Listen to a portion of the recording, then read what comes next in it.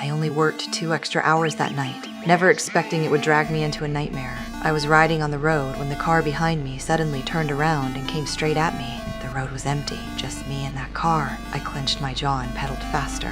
But just as it was about to catch me, it suddenly passed by. Watching it disappear into the distance, I let out a long breath, thinking it was over. But when I turned the next corner, I saw it parked up ahead. A chill ran down my spine, and I instinctively sped up. Out of nowhere, a man rushed at me and yanked me off the bike. Something cold pressed against me, and a low voice told me not to make a sound. Terrified, I let him drag me into his car. He wouldn't let me see his face, forcing my head toward the window, warning me that if I looked back, he'd kill me. I lost track of time. My clothes were back on, my eyes covered with a red cloth, and I knew he had no intention of letting me go. My hands were tied, and he took me to an unfamiliar place. I memorized every step, every turn, every stair height with my side vision. Inside the room, he untied a gun on the table. This time, I felt there was no way out. He ordered me to take off my clothes, and I obeyed, just to survive. Again came the humiliation. He tied me up again, threw me onto a bed, gun pointed at me. I stayed still,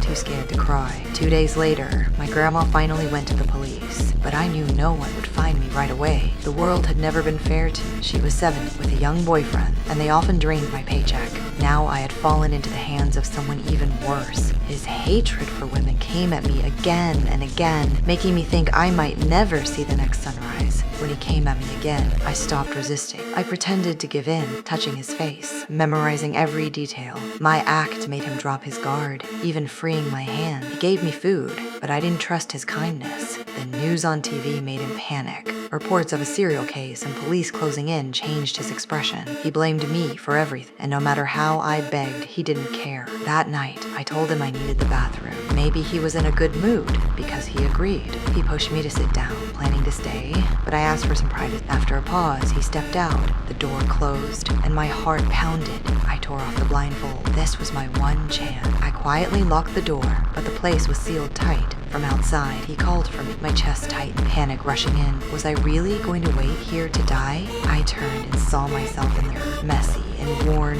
and in that moment, I told myself, no matter what happens, I will never give up.